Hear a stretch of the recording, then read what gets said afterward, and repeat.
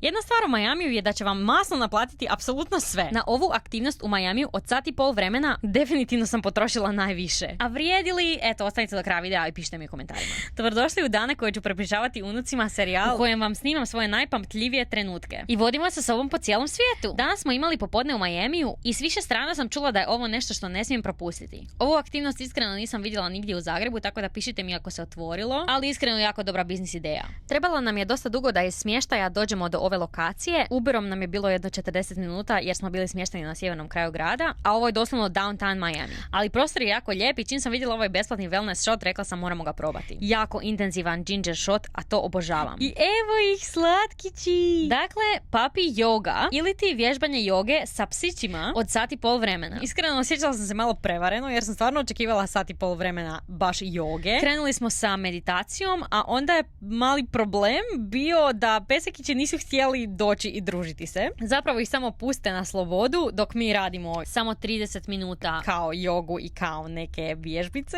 ali to se brzo pretvori u samo maženje i druškanje s njima i dogodi se mala nezgodica tu i tamo. Mislim da je joga ispala kao izlika da se zapravo samo mazimo s njima u zamjenu za dosta visoku cijenu, ali bili su preslatki. Ja inače nisam preluda za psima, više volim mačke i najjači fanovi znače da imam macu Lili, ali ko ovome može odoljeti? Ovaj mi je čak lovio privjesak od mobitela. Problem toga da se nisu htjeli družiti riješili smo sa, pogodite čim, čarapama. A cijena ove 30-minutne joge i sat i pol vremena ukupnog druženja sa pesekićima došla me je $70. Pišite mi što mislite, jel vam se pesekići sviđaju. Rekli su nam da dobivaju i razne drugačije pasmine svaki tjedan. Jel vam to preskupo? I vidimo se u sljedećoj epizodi serijala Dani koje ću prepričavati unucima.